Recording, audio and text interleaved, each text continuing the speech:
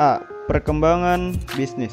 Para pengusaha telah menjalankan usahanya sesuai dengan zamannya, mulai dengan pola tradisional dan hingga memasuki era internet saat ini. Pola tradisional yang masih serba manual berangsur berubah ke sistem otomatisasi yang menggunakan teknologi canggih dalam proses bisnisnya. Proses perubahan disebut evolusi bisnis, yakni proses terjadinya aktivitas bisnis dari masa ke masa sesuai kondisi dan perkembangan teknologi, ekonomi, sosial, dan budaya. B. Pengertian bisnis. Kegiatan bisnis sangat membantu usaha-usaha pemenuhan kebutuhan masyarakat oleh perusahaan. Bisnis meliputi semua aspek kegiatan untuk menyalurkan barang-barang melalui saluran produktivitas, dari pembelian bahan mentah sampai menjual barang jadi. Pada pokoknya kegiatan bisnis meliputi perdagangan, pengangkutan, penyimpanan, pembelanjaan, pemberian informasi. C. Klasifikasi bisnis. Ada 9 macam kegiatan bisnis tercantum dalam Klasifikasi Lapangan Usaha Indonesia (KLUI 1997). 1. Usaha pertanian. 2. Usaha produksi bahan mentah. 3. Industri dan manufaktur. 4. Konstruksi. 5. Usaha perdagangan besar, eceran, rumah makan, dan akomodasi. 6. Usaha angkutan, pergudangan, dan komunikasi. 7. Usaha finansial, asuransi, dan real estate. 8. Usaha jasa. 9. Usaha yang dilakukan oleh pemerintah. D. Tujuan bisnis. Tujuan organisasi bisnis pada dasarnya dapat meliputi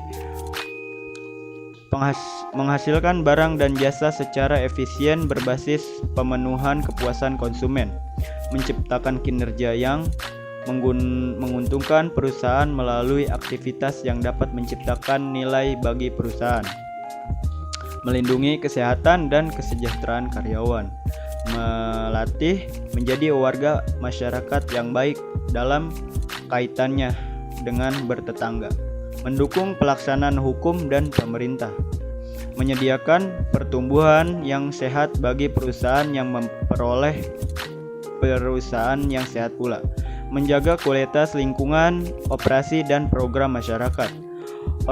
Organisasi bisnis mempunyai tanggung jawab terhadap masyarakat. Menurut A.B.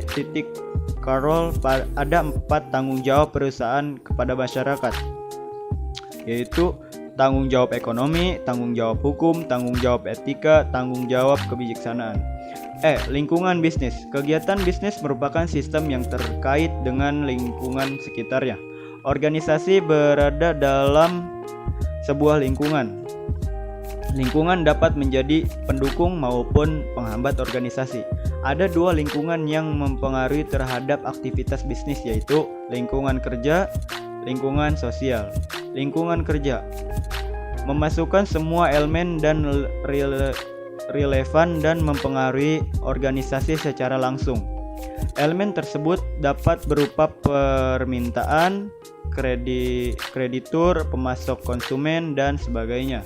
Lingkungan sosial meliputi tekanan-tekanan umum yang mempengaruhi secara luas, misalnya tekanan di bidang ekonomi, teknologi, hukum, sosial budaya, dan politik. Organisasi bisnis berada dalam suatu lingkungan bisnis yang mempengaruhi aktivitas bisnisnya, terdiri atas lingkungan ekonomi, teknologi, hukum, sosial budaya, dan politik. F. Faktor yang menentukan iklim bisnis investasi. Investasi adalah penggunaan sumber-sumber untuk menciptakan modal baru. Sejumlah uang tersebut dapat dibelanjakan untuk peralatan, bangunan, dan persediaan. Investasi menjadi alat yang mempunyai daya untuk perkembangan bisnis. Tabungan juga menjadi sumber untuk investasi modal di masa mendatang. Adanya keteraturan dan kepercayaan terhadap tabungan sehingga iklim bisnis itu dapat diramalkan. Pemerintah berperan sebagai pengelola sistem bisnis. Pemerintah melalui kebijakan fiskal dan kebijakan moneter dapat mempengaruhi kegiatan bisnis. Kebijakan fiskal dapat digunakan untuk mempengaruhi permintaan dengan meningkatkan pajak (mengurangi permintaan) atau meningkatkan pengeluaran permintaan (meningkatkan permintaan). Kebijakan moneter berkaitan dengan pengelolaan suplai uang untuk meningkatkan atau menurunkan sistem bisnis. G. Sistem perekonomian. Sistem ekonomi adalah sistem yang diterapkan secara nasional untuk mengalokasikan sumber daya di antara warganya. Di dunia terdapat beberapa sistem ekonomi, yaitu sistem ekonomi terencana, ekonomi pasar, sosialisasi ekonomi. Sistem ekonomi terencana. Sistem ekonomi terencana diartikan sebagai sistem ekonomi yang berdasarkan pada kendali terpusat pada pemerintah untuk semua atau sebagian besar faktor produksi, keputusan, dan jasa.